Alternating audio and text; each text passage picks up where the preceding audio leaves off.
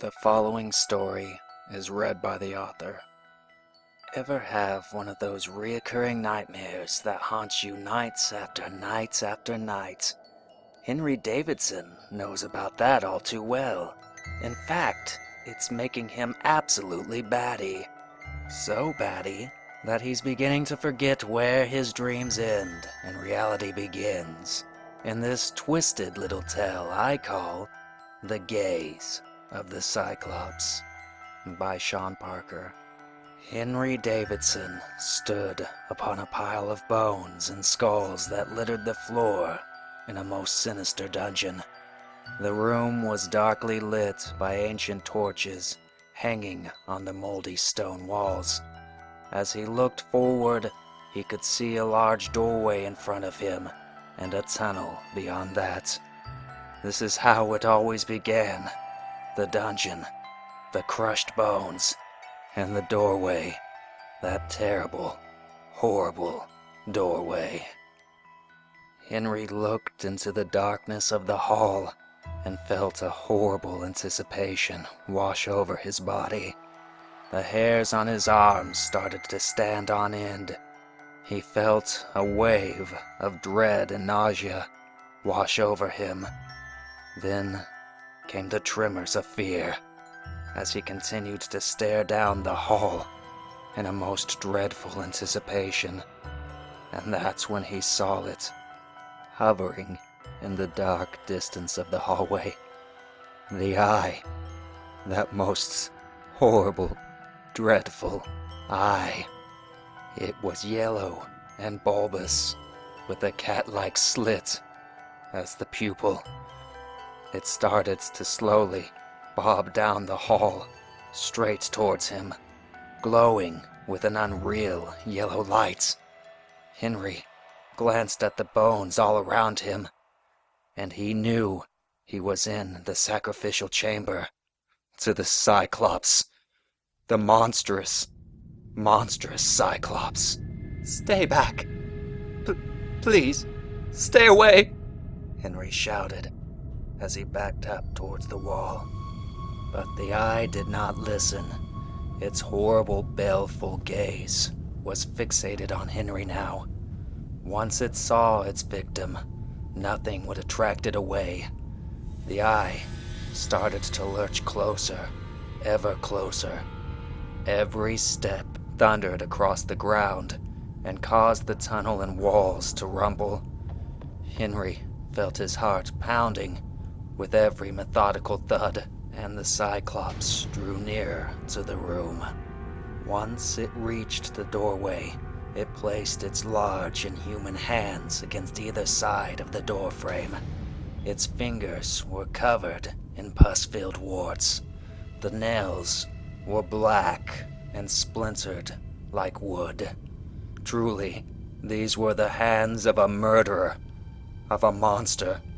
Oh, what pain Henry would suffer once those hands wrapped around his slender, dainty neck. Henry cried out, "Please, leave me be!" But his cries might as well have fallen on deaf ears as the Cyclops proceeded into the sacrificial room. Its horrible head was the first to come through the door. Deformed and mangled was its features, its lower jaw jutting forward, while its nose was a disfigured mess. Then there was the eye, that staring, awful, terrible eye. It seemed to peer straight into Henry's soul. "I'm coming for you, Henry Davidson." The Cyclops yelled in a low, guttural roar. It then bursted into the room, reaching its thick, fat claws straight towards the screaming man's head. And then, "I wake up," Henry Davidson said while lying on the psychologist's couch. "I see," the psychologist said, jotting down some more notes onto his clipboard. "So, what's the verdict, Dr. Francis?" Henry said. leaning his head forward. I'm batshit crazy, correct? Dr. Francis smiled, his award-winning fake smile. No, Mr. Davidson. If one was crazy on account of one's dreams, we would all be in a padded cell. He laughed. Henry sat up on the red leather couch. So what should I do? How often do you have these dreams? Why, I dare say, every night now. Every night? Dr. Francis said, somewhat startled. Why, yes. It started about a month ago. First, once a week, then twice a week, and now...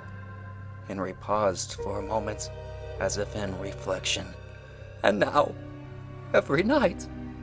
Ah, I can see how this has been causing you much distress, my friend. You have no idea, Doc. I wake up in a cold sweat. I'm afraid to go to sleep at night. It's really starting to affect my life for the negative. As I see. And what is it that you do for a living again? Why, I'm an accountant, of course. Nothing special. I mean, I'd understand having bad dreams if I was a cop or perhaps even in the military. Yes, indeed, Dr. Francis said. He was now nibbling on the end of his pen. Well, I must say the first step towards recovery is trying to figure out what your dream means. What it means, Doctor? Yes, my friend. You see, dreams are often the mind's way of working out problems in your life. This Cyclops fantasy, for example, must represent something. Trouble with a lady friend, perhaps? Oh, no. I don't have a lady friend, Henry said quickly. Ah, a guy friend, then?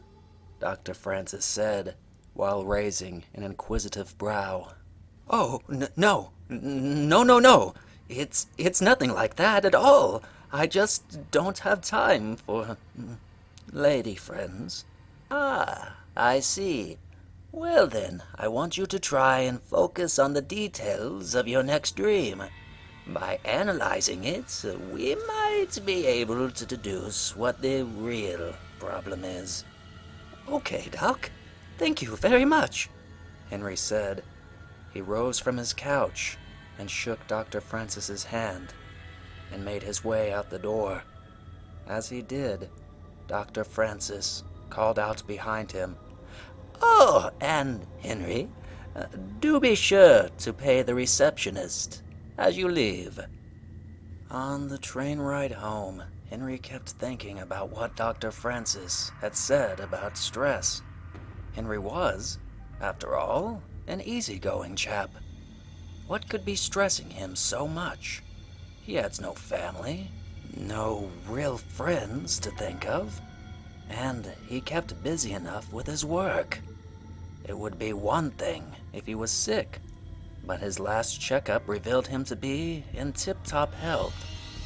After the train stopped at its destination, Henry made his way the few blocks to his two-story house. It was in a state of disrepair, true, but other than that, it was his castle.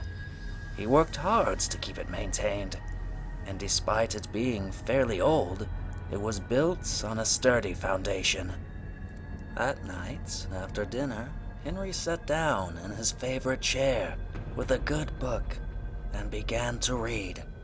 The story was a fantasy about elves and goblins fighting in a war over an ancient relic of extreme power. Henry ate this sort of thing up. High fantasy was his perfect escape from his mundane life. He paused and pondered. Could this be the cause of his nightmares? His dear stories?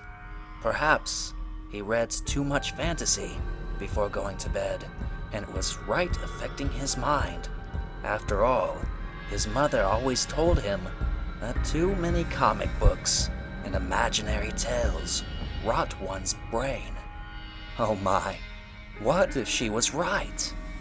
While Henry was pondering this, there suddenly came a knock at his door, which snapped him out of his thoughts.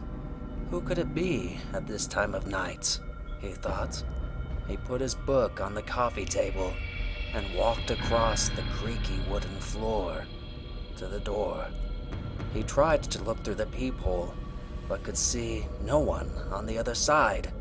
Perhaps some kids and their pranks.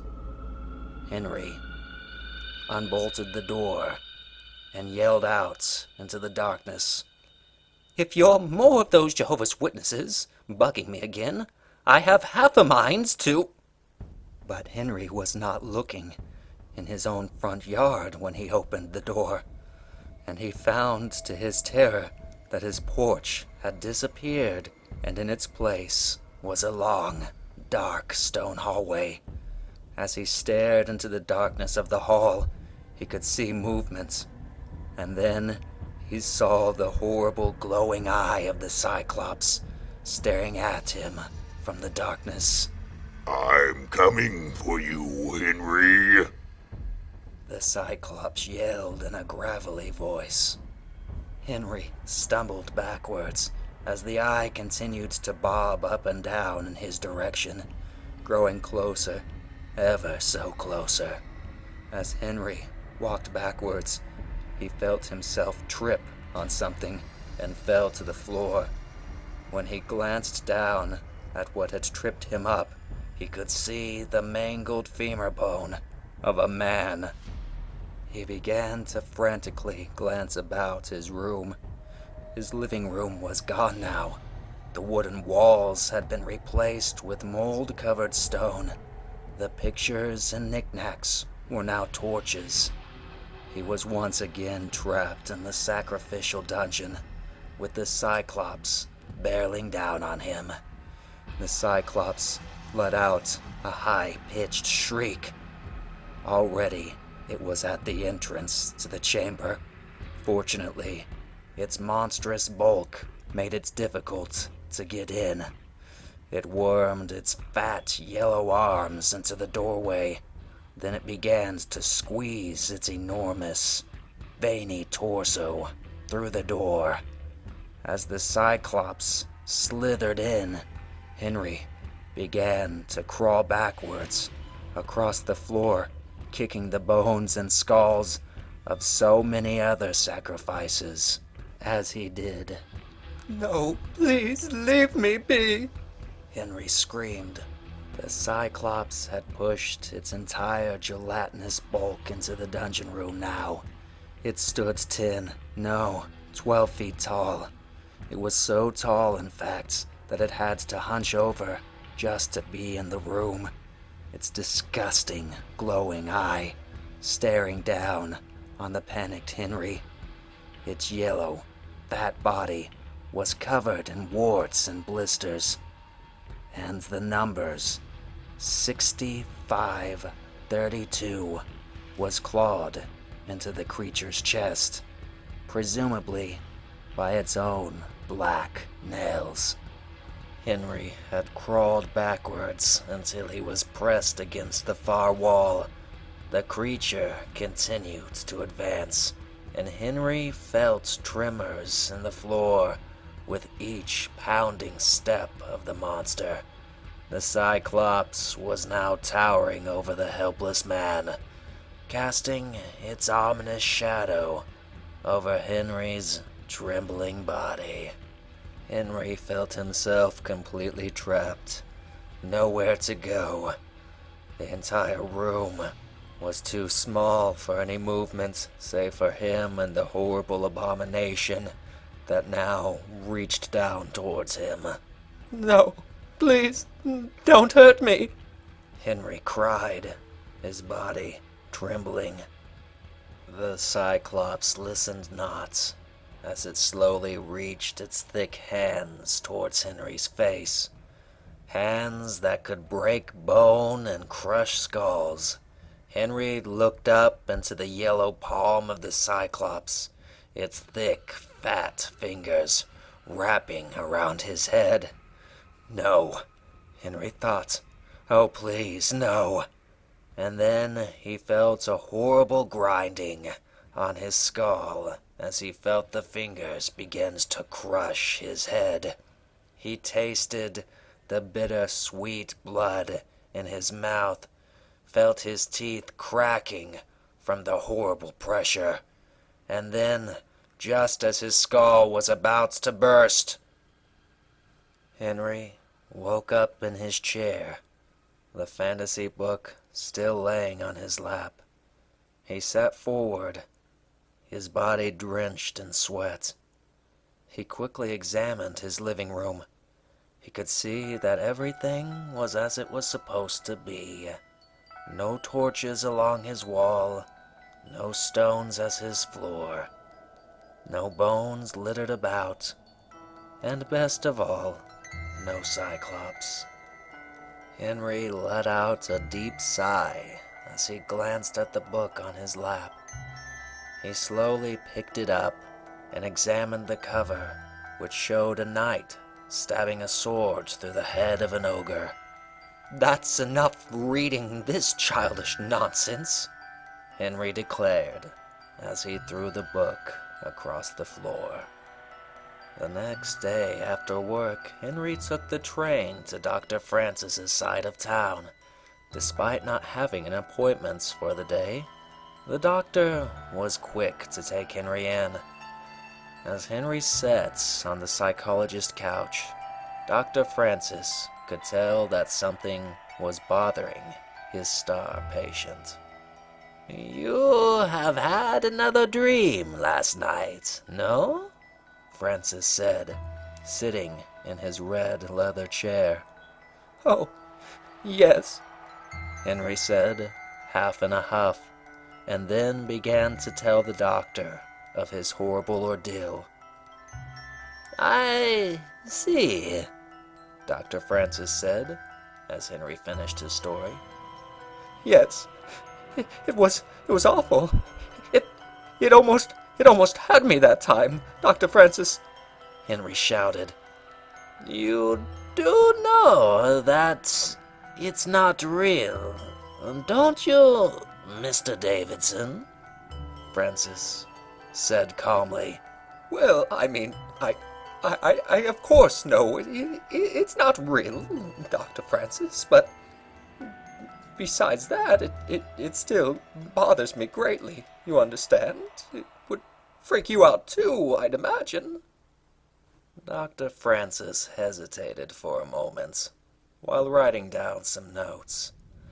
"As long as you acknowledge that it is nothing more than a fantasy, just like those books you read, just a work of fiction, nothing more."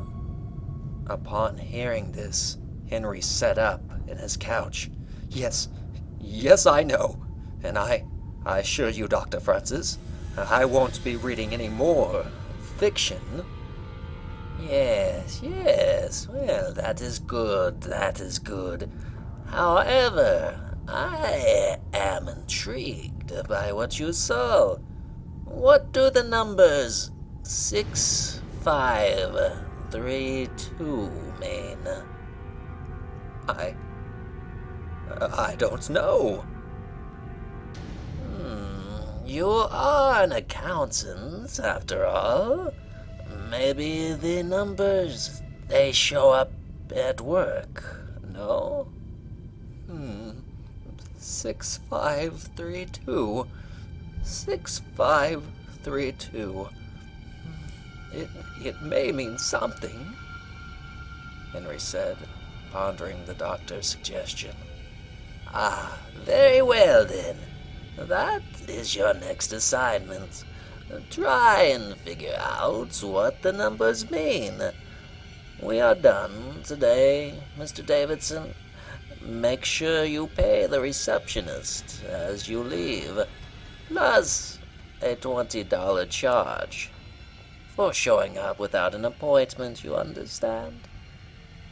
Henry sat in the train as it rumbled through the beautiful countryside. Though Henry often enjoyed looking out at the rolling hills and tall trees of his homeland, his mind was busy thinking about his last dream. What did the numbers 6532 mean? He tried to rack his brain for an answer. His mind buzzed with accounts he had worked on for the last few months. His head became a sea of digits. They mixed together, forming various patterns, but nowhere could he find the target pattern of 6532. The train screeched to a halt in the station, and Henry was snapped out of his thoughts. He now found a certain dread wash over him when he was this close to home, for he knew that his house was one step closer to the bedroom, one step closer to his bed, and one step closer to the Cyclops that waited in his dreams. It took an extra long time walking the rest of the trip to his house. Every step he took, his heart pounded faster and faster, and though logically he knew that his home was not the cause of his nightmares, he had already begun to associate it with the terror in his dreams. It was dusk by the time he reached the front gates to his home. This only compounded the dreadfulness of the place. The porch was now a forbidding mountain. The door of his house, the gateway to hell itself. Henry felt himself shaking with tremors as he pushed forward, having to force every step along the cracked concrete walkway that led to the steps of his porch. As he made his way up the creaky steps, he could swear he saw a light shining through the window of his door. Someone was in his house. Some thief had decided to take advantage of his prolonged absence and was intent to steal what Henry had worked so hard to attain. Feeling a sudden rush of courage, Henry ran up the rest of the steps and threw open his front door.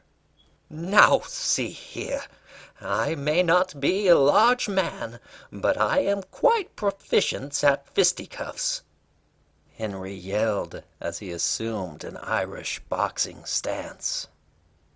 However, instead of his entryway, Henry could once again see the dark tunnel of stone in front of him.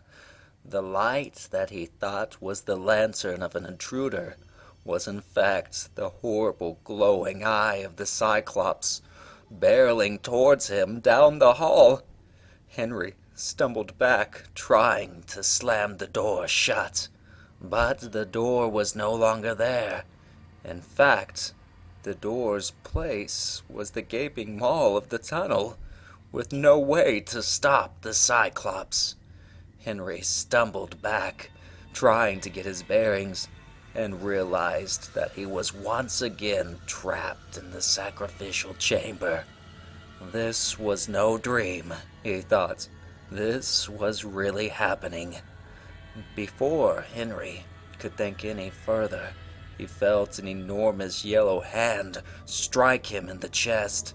So great was the blow's force that it sent Henry flying backwards across the room. Henry slammed hard into the far wall and felt the wind knocked right out of him. Already, the Cyclops was forcing its bulk through the room's entrance. "I've almost got you now, Henry," The Cyclops bellowed as it smashed itself into the room. Henry tried to rise to his feet, though the wind had been badly knocked out of him. and he was quite certain he had broken a few ribs. He spat some blood onto the bone-littered floor as the Cyclops' horrendous shadow fell over him. Henry stared up at the horrific beast. The numbers 6532 still cut into the brute's bleeding chest. The Cyclops' glowing eye brightened with anticipation. Before Henry could respond, the Cyclops scooped him up with one hand. He began to panic and struggle as the Cyclops moved him ever closer to its hideously deformed mouth.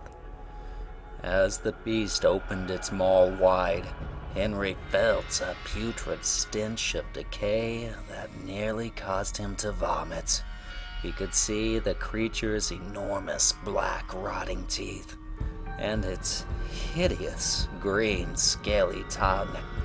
Its mouth was filled with crawling maggots that seemed to come from the back of the throats like a sea of squirming liquid. Then Henry felt the jaws begins to close around his entire head. Slimy saliva covered his face and his nose and mucus to the point that he could no longer breathe without inhaling filthy bile. Then Henry felt an enormous pressure on the back of his head and could hear the crunching sound of his own skull. He tried to scream, but when he did, he felt a stream of slime and black maggots rush into his open mouth. The sadistic Cyclops continued to gnaw on Henry's head, as Henry felt his ears begin to bleed, felt his eyes begin to pop out of his head. The rotten teeth of the Cyclops ground deep into Henry's skull. He could not even scream as the slime-covered maggots poured down his throat. And then in an instant, he heard, "Hey, wake up. The train's at its final destination. We're not a hotel, you know," the ticket man said, nudging Henry awake. Henry looked around, allowing reality to blur back into focus. To his great satisfaction, he realized he had nodded off in his train seat. Henry didn't sleep that night. His last vision had been so vivid, so disturbing, he didn't dare chance another one so soon. He sat in his living room, on his favorite chair, sipping a glass of brandy. He swooshed the drink around in his mouth, allowing the flavor to wash over his tongue. His mind was becoming sickened with the mystery of the dreams, those horrible, awful dreams. By the time the morning rays began to trickle into the clutter that was his living room, Henry had found a certain clarity in his mind, a calmness that he would find a way to overcome this problem and finally be able to get on with his life. For now, however, he tried to put it all behind him. Upon entering the accountant's office at which he worked, notably late, Henry could already tell that he looked like crap by the way his co-workers kept staring at him. He was always considered the weird one around the office, and he was certain his disheveled appearance would be the subject for much office gossip. Once he sat down at his desk, he could hear the rat-a-tat-tat of the other typewriters, creating a din around him. He tried to ignore it, like he always did, but today he was particularly sensitive to the noise. Lack of sleep, or perhaps the horrible nightmares, had made him edgy and easily agitated. He glanced about his cluttered desk, looking through the paperwork, trying to find something that might have the numbers 6532 on it. Despite his searching, he found nothing that would explain those odd numbers from his dream. While lost in his thoughts, Henry was suddenly startled by a pair of hands that snapped down onto his desk, disrupting the paperwork that cluttered about it. He quickly glanced up and could see the hands belonged to a short, fat, balding man. It was Mr. Hunnigan, the owner of the company. His breath reeked of flatulence as he stared down at Henry with his stern, green eyes. "You look like shit, Davidson," Hunnigan said, with that condescending tone he always had. "I didn't get much sleep, sir," Henry said, wearily. "Is that so? Well, I want you to look at something." Hunnigan snorted while throwing down a stack of reports. Henry glanced at them. They were all client paperwork he had done recently. Yes, sir?" he asked. "You've been making mistakes, Davidson. A lot of mistakes recently. I expect something every now and then, but half of your reports are filled with mistakes. Mistakes that are costing me money, Davidson. What am I paying you for, anyway? To screw things up?" Henry sat there as Hunnigan continued to rant and rave. The other accountants had now stopped their work and were amused at Henry's castigation. Hunnigan was a prick, one of those rub-it-in-your-face when you get it wrong type of bosses. Oh, how Henry hated him. If only Hunnigan knew what Henry had been through, the sheer horror he had had to endure every night for the last month. And still, Hunnigan continued his rants. "Are you a child, Davidson? Do I have to hold your hand through this? It's not that hard. You're given all the necessary tools. I mean, I could replace you so easily. You should be thankful I even give a feculent little snotwad like yourself a job, Davidson." Yes, Mr. Hunnigan. I understand. "Do ya? I mean, there are kids in other countries that would give their lives to have an accountant job like yourself. You know how many people I've got lined up that I could just put in your position? I mean, it's not that hard to teach people how to be an accountant. I mean, I'm sure it would only take me like 30 minutes or something to get somebody to do your job better than you can, Davidson. You should be thankful I even keep you around at all." Yes, Mr. Hunnigan. I understand. I mean, Mitchell over there, he does double your workload with half of the mistakes. Why don't I just keep all the Mitchells around here and get rid of all of the Davidsons? Yes, Mitchell does do well, I suppose, Mr. Hunnigan. Damn right, Davidson. Damn right. You know why that is? Because Mitchell's a go-getter. Whenever I ask for a cup of coffee, Mitchell gives it to me with cream without me even having to ask him. Why don't you ever get me cream with my coffee, Davidson? That's another thing I was curious about. I don't ever get you coffee, sir. Yeah, well, you see, that's another ding against you, Davidson. You're just starting to stack the deck against you. Again, I'm starting to wonder why I even keep you around. You don't give me cream for my coffee. You don't even get me coffee. I mean, what is that? I don't believe you've ever asked me to even get you coffee before, sir.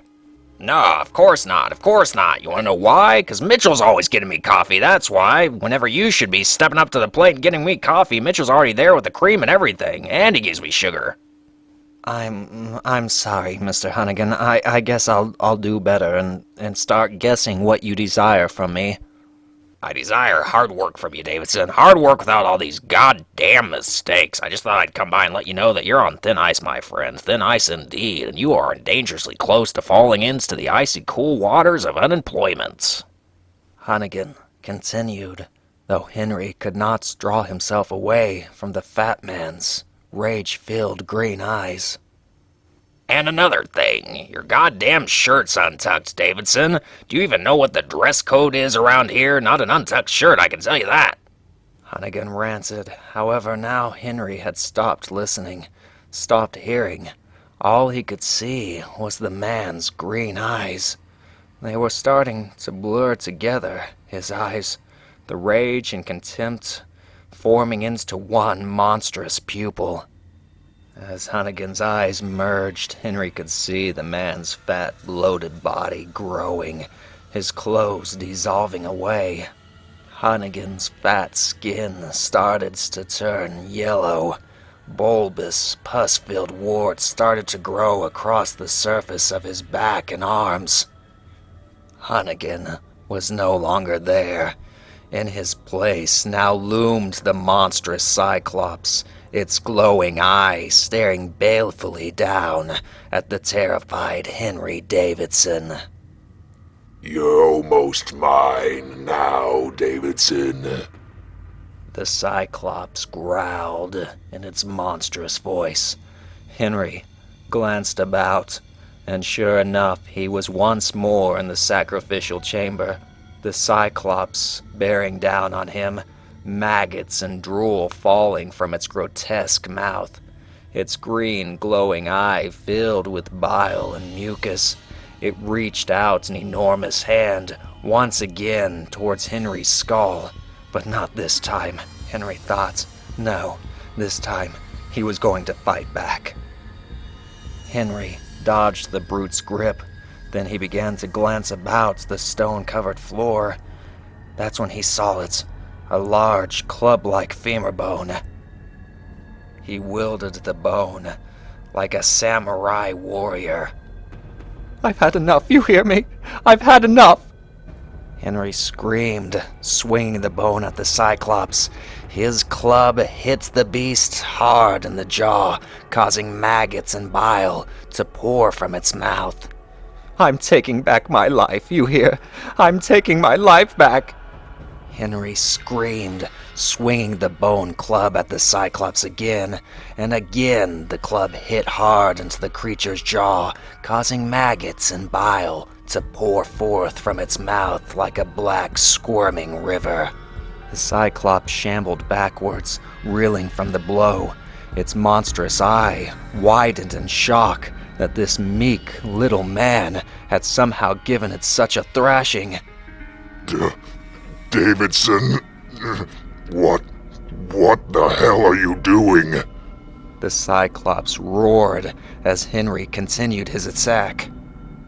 I'm giving you a jolly good thrashing, I am. I told you. I won't tolerate it anymore. I won't tolerate you trying to eat me.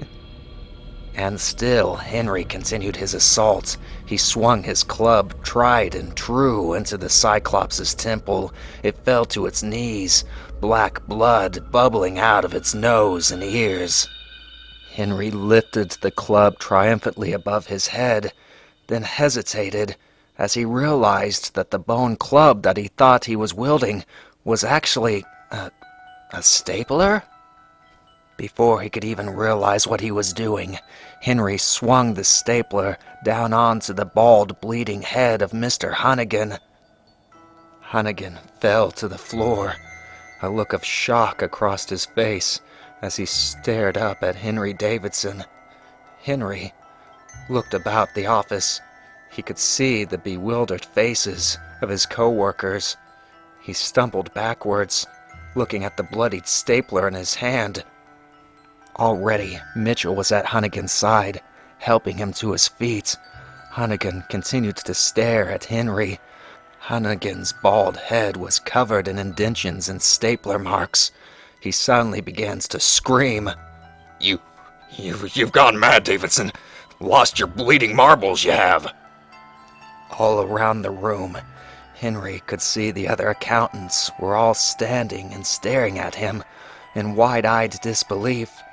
Henry looked back at the bleeding Mr. Hunnigan, then back at the stapler, then back at Mr. Hunnigan. Sir, I just wanted to say..." Henry tried to speak. You're fired. You're fired, you hear me?" Hunnigan screamed. "You reek of alcohol, and you have gone completely bonkers. Get out of my building. Get out of my building right now."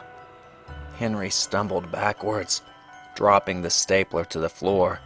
He could see the accusing gazes of his peers all around him, their eyes watching him. Madman, they would call him.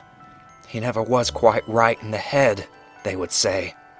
To his start, Henry could see the eyes of the other accountants were all fusing together until they each had a single glowing eye, an army of Cyclopses staring at him accusingly. Henry let out a horrific scream. Then he turned and ran from the building. All the while, he could hear Mr. Hunnigan screaming and ranting behind him. You're a madman, Davidson. You're a freaking lunatic. They should lock you up. That's what they should do. They should lock you up and throw away the key. Already, Henry was at the door of the accountant building. He half fell as he stumbled down the stone steps that led to the street. Above, he could hear Hunnigan still screaming and raving from the window of the third floor. Henry was suddenly caught by a proper-looking gentleman in his middle ages. The gentleman had kept Henry from falling over into the street and could see that he was in a bad way, so he begins to help Henry rise back up and begins to straighten him up, dusting off his shirt as he did. I say, are you okay, my good man? The gentleman said as he continued to straighten Henry back up. Oh my, yes, Henry began, but as he looked into the gentleman's face, he could see that the man was also a glowing-eyed Cyclops glaring down at him. You just stay the hell away from me, you hear me? You just stay the hell away, Henry shouted as he pushed the gentleman down to the curb. How rude. I must say I'm put off by today's younger generation and their audacity, the confused gentleman said as he watched the lunatic Henry Davidson running down the street. I have half a mind to write Parliament and to complain. As a matter of fact, I believe I will go home right now and compose just such a letter. The gentleman scoffed as he rose and put his top hat back upon his head. So tell me, how long have you had these fantasies about being a woman? Dr. Francis said to the man lying on his couch. Ever since I was a little boy, Doc, the man said. I would put on my sister's dresses and dance in front of the mirror. I see. Then, as I got older, I started putting on my mom's lipstick. When she was away, you understand. I always managed to clean it off by the time she got home. But she knew. I'm certain she did. Indeed. And did you ever feel envious of your mother, by chance? What's that supposed to mean? The man said, startled. Dr. Francis wrote some notes down onto his clipboard. Your mother, did you ever feel jealous of her because she was what you could only wish to be? He said. The man on the couch seemed almost startled by this revelation. I never thought of it like that, Doc. Do you think that might be the reason I started cutting myself when I was 15? Perhaps that could also account for your obsession with torturing and killing small animals. Wow, Doc. It's like you can read me like a book, the man said, sitting up on the couch. Well, that is indeed why you pay me, no? Then there came a sudden disruption in the next room, as both Dr. Francis and his patient looked at the door. Outside, the sounds of heavy voices could be heard, though somewhat muffled. Dr. Francis is with a patient right now, a female voice yelled. I don't care. I don't care, I tell you. I have to see him. A disgruntled man's voice retorted. Sir, you can't go in there. Sir? The woman yelled, even as the door to the psychiatrist room opened up. Oh, Dr. Francis! Dr. Francis! Henry yelled as he wandered in through the open door, his clothes horribly ruffled and his eyes bloodshot. Henry? I... Dr. Francis began to speak, but Henry was quick to interrupt him as he began to ramble. Oh my, it was awful, Dr. Francis. I beat my boss in the head with a stapler today because I thought he was trying to eat me. I'm cracking up, Doc. You have to help. Dr. Francis trailed off. He glanced back over at the man lying on the couch. Hey, it's okay, Doc, the man said, rising from the couch. This guy, well, he obviously needs your help more than I do. And with that, the man got up and began to walk out the door. As he walked by Henry, he nervously glanced over at him, making sure to put as much distance between the two as possible. Only once the man was out of the room and safely heading towards the door did he mumble under his breath, "Freak," then walked out.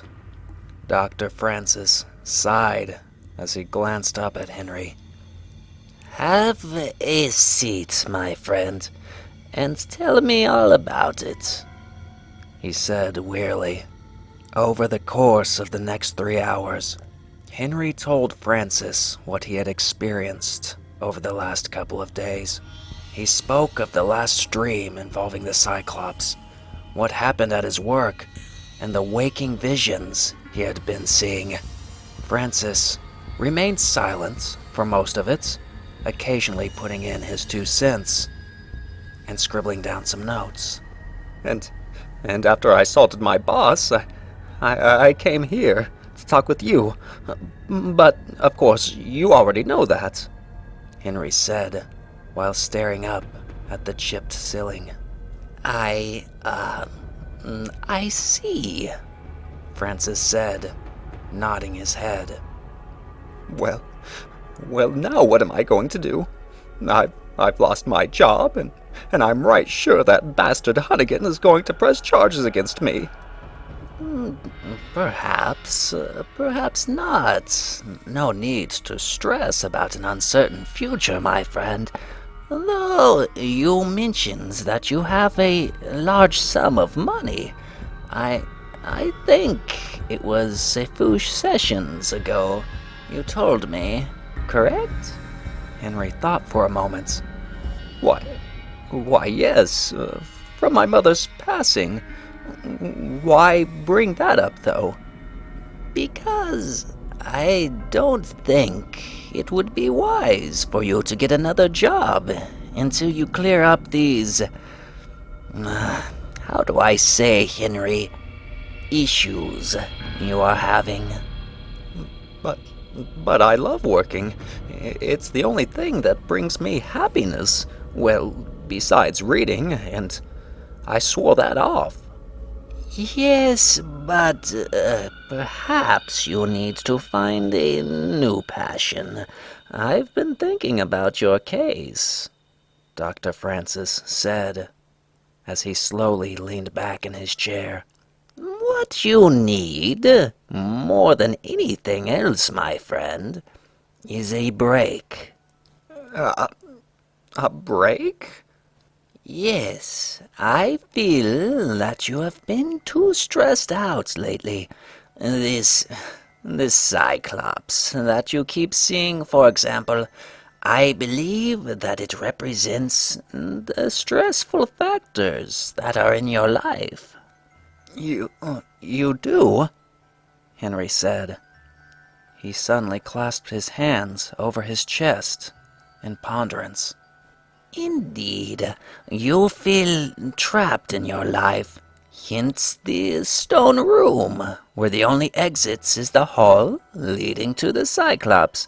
The Cyclops represents an impassable boundary in your life of all the stress that you must deal with. The Cyclops is your work. The Cyclops is your boss. And the Cyclops is the pain of losing one's mother. Why, I never thought about that, Dr. Francis. And you know what? I suspect that you might be right. Of course I am, Henry, Francis said, as he scribbled down the words "batshit crazy" on his notepad and began to circle it repeatedly. Henry paused, pondering Dr. Francis's words. Then he looked over at him. But what about the number 6532? I still haven't deduced its meaning, Henry said, still somewhat concerned. I don't claim to have all the answers, Francis said, while nibbling on the end of his pen. though I believe that perhaps the numbers simply represent, your job as an accountant. My ex-job as an accountant, Dr. Francis, Henry said, sadly. Of course, my boy, but a job can always be replaced. Your mental health, on the other hand, should be a top priority. So then, what do you want me to do? Henry said, his voice quivering nervously. For tonight, I want you to go out and have a good time, Henry. I suspect you don't have good times very often. A good time? But it's so late already. No, I should return home and get some sleep for work tomorrow, Henry? You don't have to worry about that anymore. Yes, I understand that, but, well, it's Mother, you see. She always insisted that I be indoors by... Your mother has been dead for over a year now, Henry, Francis said, reassuringly. Is it not time to put the past in the past? But in that case, what should I do? Henry said, confused at this concept called fun. You could go see a play, or stroll through the park. Anything that relaxes you and makes you happy. Yes, I know, but Henry began to speak, but was quickly interrupted by Dr. Francis. No doubts, no hesitation. You must take the first step towards happiness yourself, but it is important to take that critical first step. One must crawl before they run, as the old cliche goes. Now go, my boy, and seize the night. Francis waved his pen towards the door for dramatic effect. Aha, yes, but what if... No more worrying. You go now and enjoy the night. Henry then rose from his couch, jutting his chest forward like a proud warrior. You're right. By golly, you are right, Dr. Francis. Tonight, Henry Davidson is going to go about the town. Tonight, Henry Davidson is going to take back his life. That is the spirit, my boy, Francis said, nodding his head enthusiastically. But, try not to talk in the third person. It makes you sound insane. Quite right, Dr. Francis. Very sorry about that, Henry said. Then he turned and began to walk towards the door. Oh, and Henry, one more thing, Dr. Francis said, as Henry was just about ready to leave. Yes, Doctor? Henry said, as he glanced back at Francis from the doorway.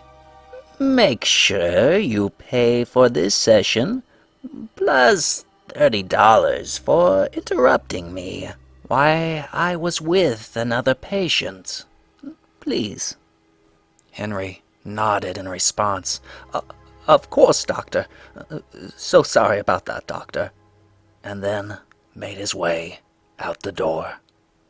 After leaving Dr. Francis's office, Henry began to walk down the street, trying to figure out something to do. It wasn't that he didn't know how to have a good time. In fact, quite the opposite. In his day, he was what one would describe as the life of the party. Now, however, he had become a shut-in, and found that he would rather sip tea and read a good book than to drink beer and fraternize with the ladies. While thinking of something to do, Henry noticed a young couple walking happily into a bar. No, Henry thought. He had enough alcohol recently, and undoubtedly it was what had caused the hallucinations back at his work. He continued to try and walk past the bar, but as he did, he was distracted by the laughter and commotion on the inside. What the hell, he thought. A few drinks wouldn't hurt, and Dr. Francis did say to take it easy.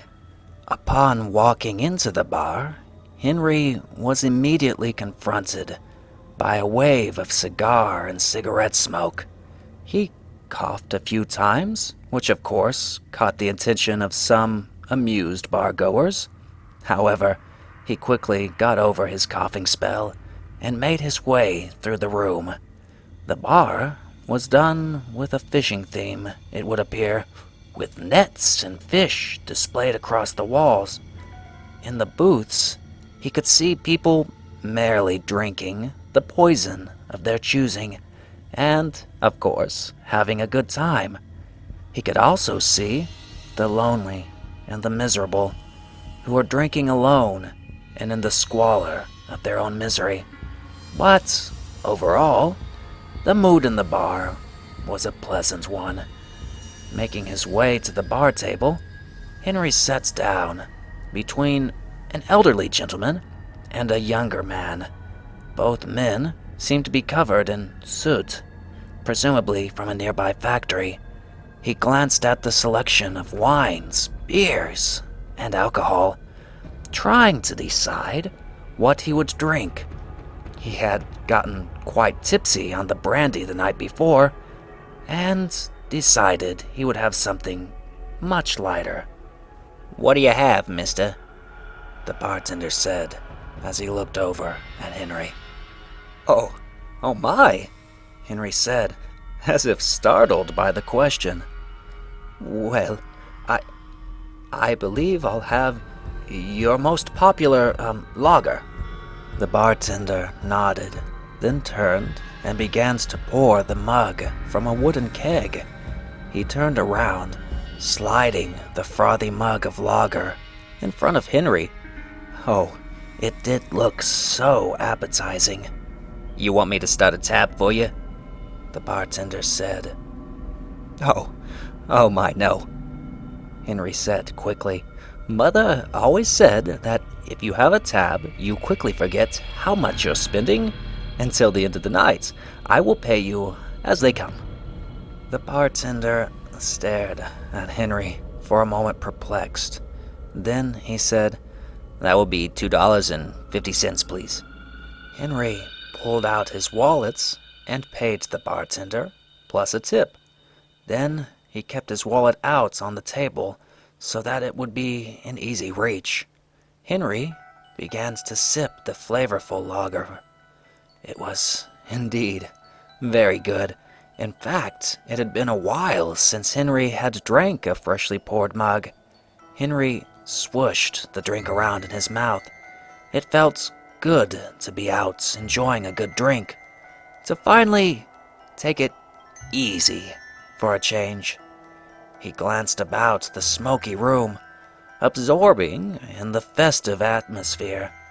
He could see a few guys playing pool in one corner of the room, and judging by the amount of stripes versus solid balls, he could tell one of the guys was decisively better than his friend. Though, despite the difference in skill, the two seemed to be enjoying themselves greatly. In another parts of the room, Henry could see the two lovers, the young couple that he had seen originally enter the bar. They were both sitting across from one another, staring all starry-eyed at one another. Ah, what it must be like to be young and in love again, Henry thought. He took another swig of his beer. From the lovers, Henry looked over and could see a group of people about his age sitting about a table. Many in the group were smoking cigars and pipes and seemed to be having a delightful, jolly good time with each other's company. It also appeared that most of the smoke in the room had come from this group, though now Henry had become quite used to it.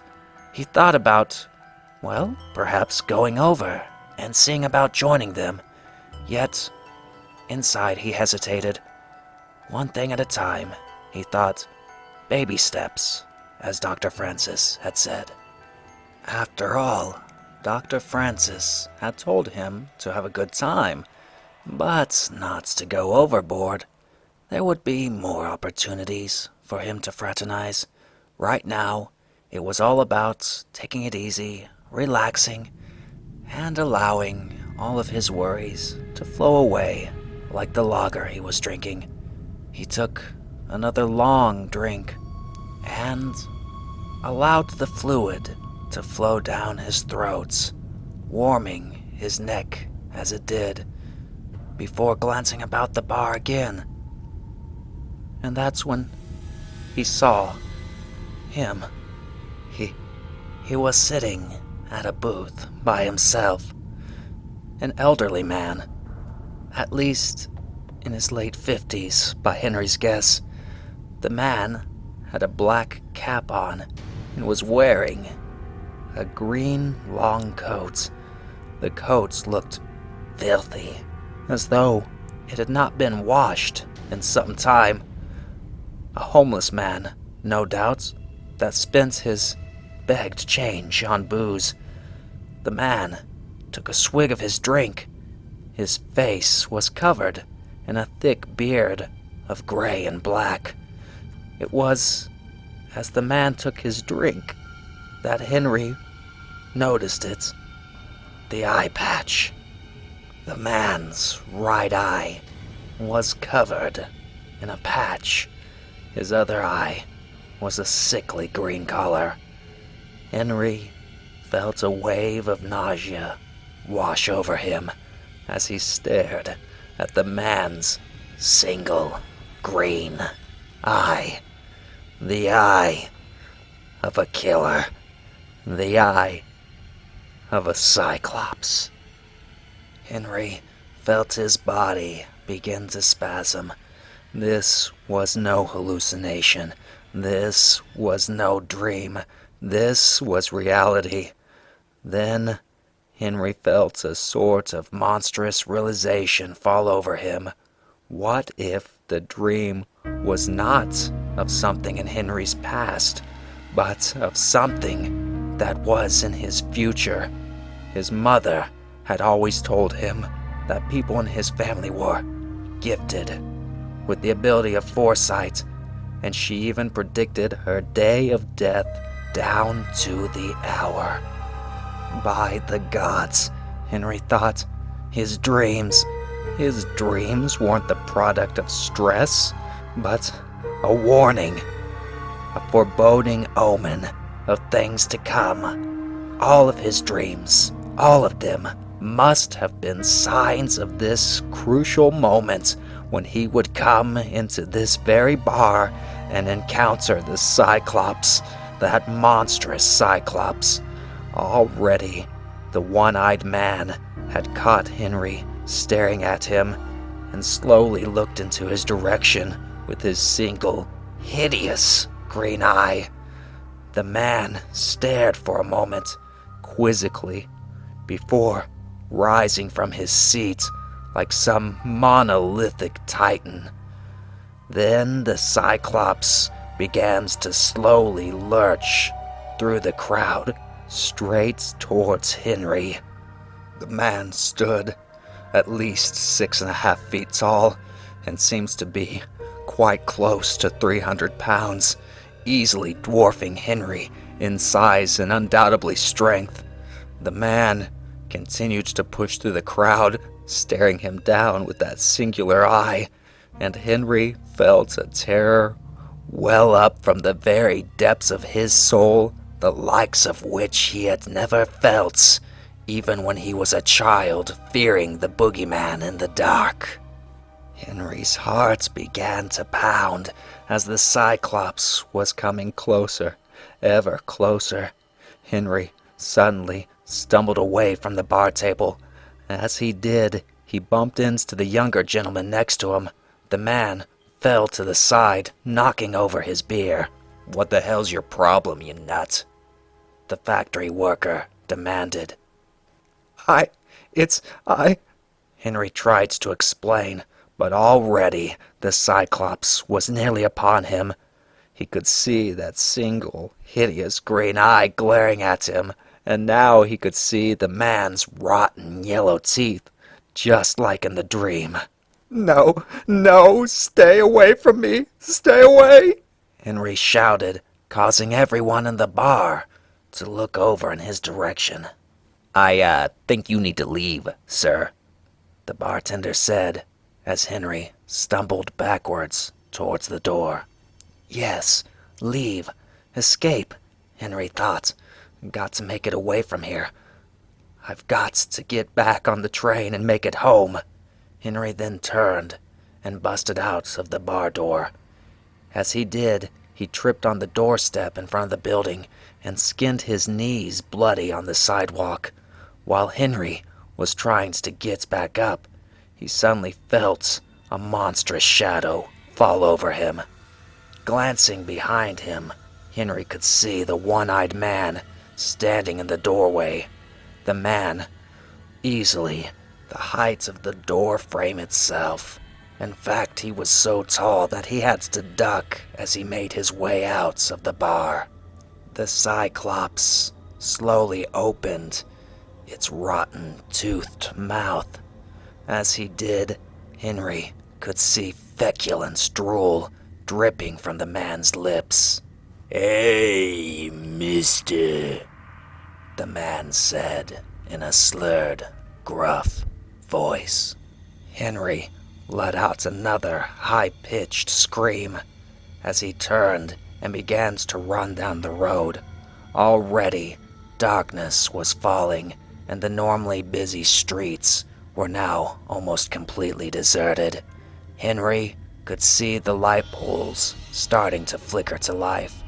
As they did, their glow caused demonic shadows to dance across the street. Got to get home, got to escape, Henry Davidson mumbled under his breath. He ran as hard as he could, but his injured legs throbbed, slowing his momentum to a hobble. He glanced behind him and could still see the ominous shadow of the Cyclops steadily gaining on him, that one terrifying eye glaring, and Henry knew he wasn't going to outrun him in a dead sprint. Glancing about, Henry suddenly saw a side alley that he could duck into. Perhaps there he would find a way to hide from his pursuer, or to find his death in the darkness of an alleyway. Upon entering the darkened alley, Henry suddenly felt very foolish, as, at least on the street, it was well lit and in the public. In the darkness of the alley, however, every shadow seemed to be a death trap. Every overturned garbage can, something to trip him up. Hey, mister. Henry heard that horrible voice behind him yet again. Looking back, Henry could see the one-eyed man standing in the center of the alley, blocking his path with his enormous bulk.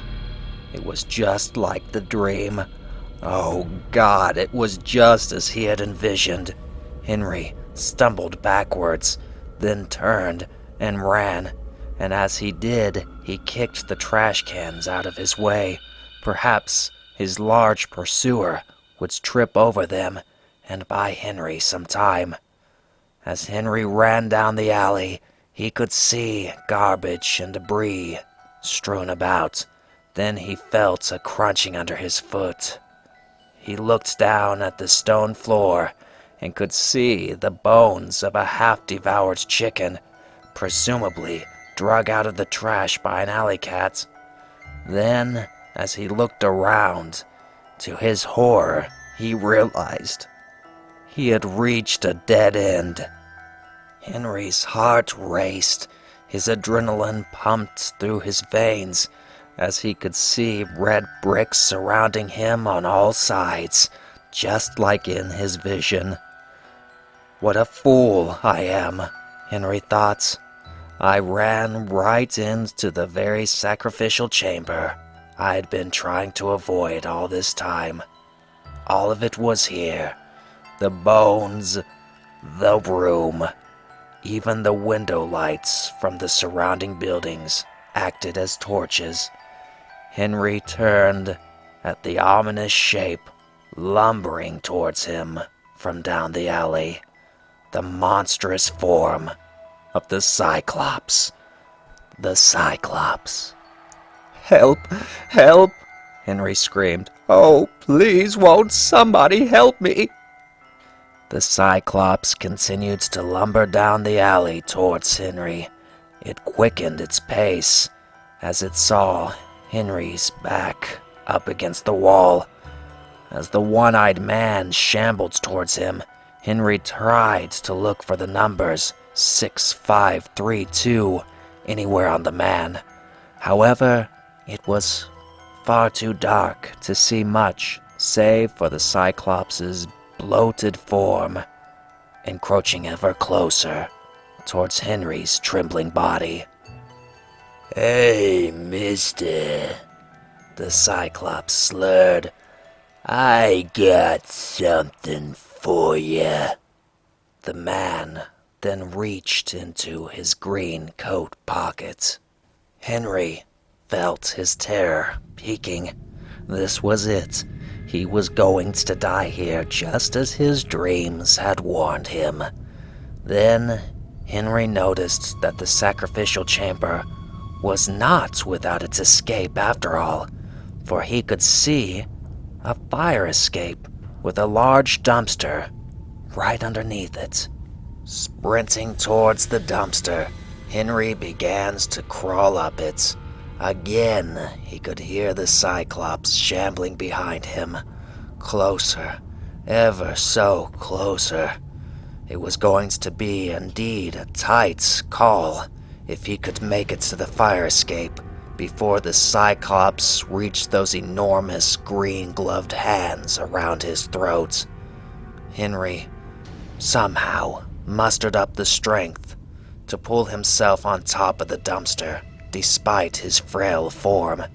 Then he grabbed hold of the hanging ladder of the fire escape and began to pull himself up with the sort of strength that only extreme fear and terror could muster.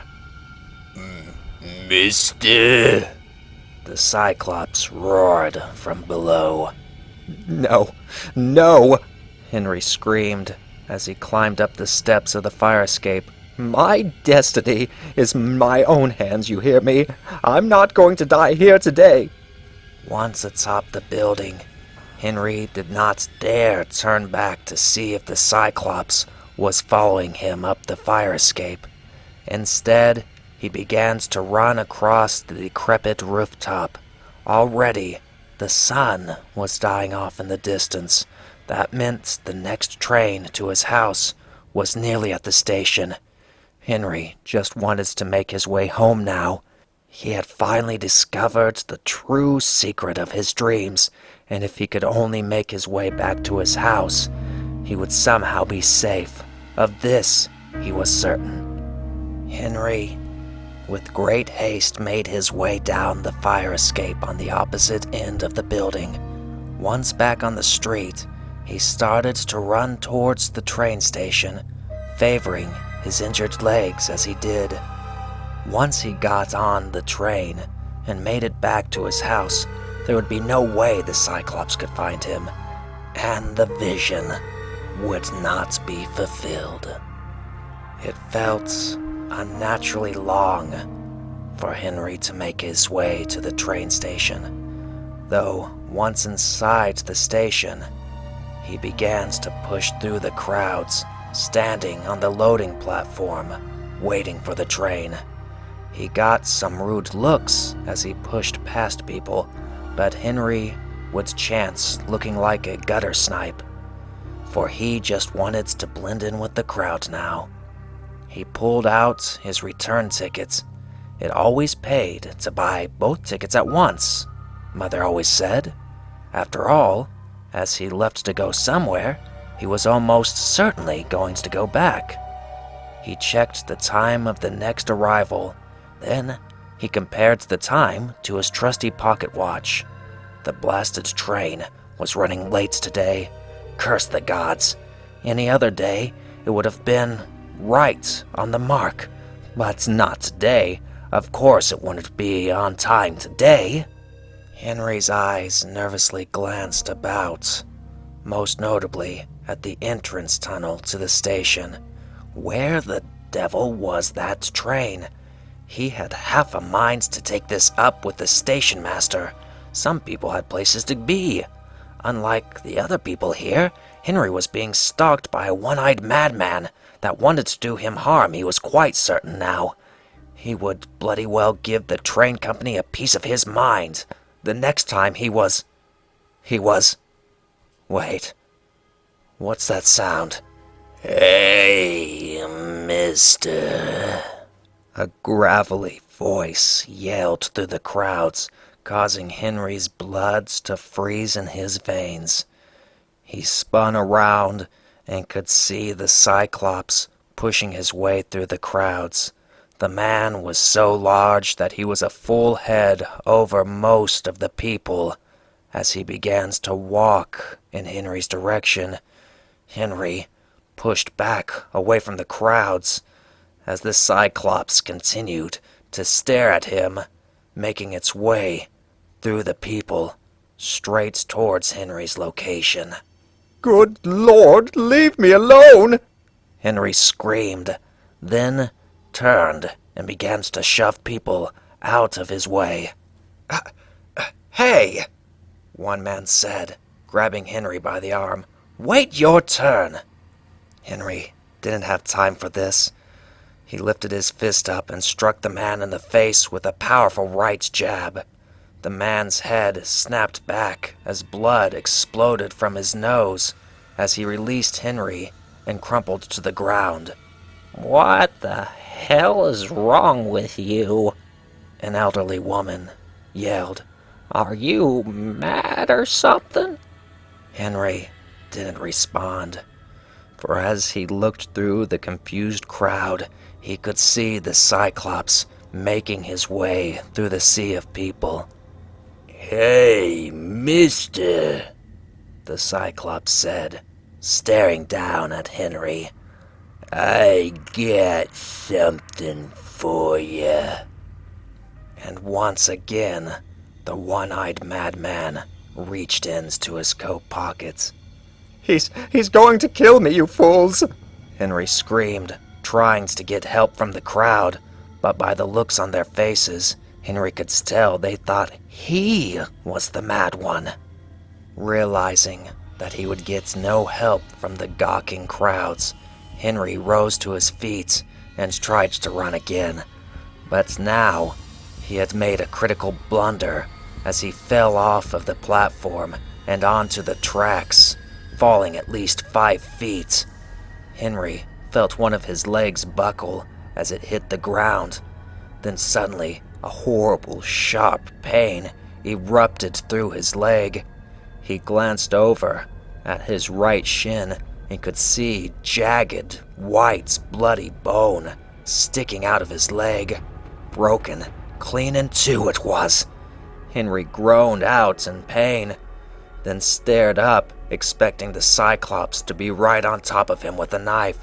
But instead, the one-eyed man was staring in confusion with the rest of the crowd on the platform. Get off the tracks, you fool! A man screamed from the platform. Henry could hear the crowds beginning to yell and scream at him, though their words became inaudible as he heard a high-pitched scream. It was the unmistakable scream of a train whistle. Henry felt the hairs on his arms begin to stand up as he glanced slowly towards the entrance tunnel of the train station. From the darkness, he could see a single glowing light heading in his direction. It was a glowing cyclopean orb barreling straight towards him. It was the light of an enormous train. Henry tried to stand, but the throbbing pain in his broken leg prevented him from doing so. The crowd started to yell even louder. One woman started to scream in sheer blood-curdling terror. Henry tried to move, but he felt his muscles suddenly lock up, his entire body freeze in place. His eyes were now fixated on the glowing lights of the train coming out of the darkened tunnel. Henry could see the train was painted in a dull, sickly yellow color, its enormous weight propelling it straight towards him. Henry couldn't move. His body was fixated on the tracks like a statue. The Cyclops continued to speed straight towards him unhalting. The screams of the crowd suddenly faded away, and all Henry could see was the monster coming to claim his life. And that light, that horrible glowing light, the light he had seen countless times in his dreams, the glowing singular eye of the Cyclops. Then the train melted away as the Cyclops' form appeared in front of Henry, rushing straight towards him, its glowing mucus-filled eye staring straight into Henry's very soul. You're mine now, Henry Davidson, just as you foretold it. The Cyclops howled in demonic victory as it reached out towards Henry Davidson's trembling body. And then Henry heard a high-pitched screech. It was not the train's whistle, nor was it the train's brake system grinding to a halt against the tracks. No, it was the sound of Henry Davidson's own blood-curdling scream as the locomotive slammed into his small, frail body, mashing his flesh and bone into a bloody pulp, ripping his limbs from his bloody torso.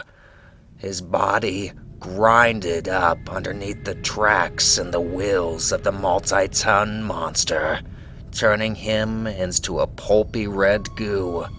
The crowds let out a shrill shriek of pure terror in unison, as never before had they seen such a spectacle, so gruesome. Those closest to the tracks were splattered with what remained of Henry Davidson. It took the train several seconds to finally screech to a halt, leaving the shocked crowds in stunned silence. Already, one of the police officers that patrolled the train station at night was making his way towards the loading platform. What the bloody hell happened here? The police officer yelled over at the blood-covered crowd. Many of the women and even some of the men were weeping from the ordeal. "He was running from that man," one of the crowd said, pointing accusingly at the one-eyed madman. The officer, realizing the man's unusual size and the strange look about him, he slowly pulled out his baton, just in case. Well, is this true?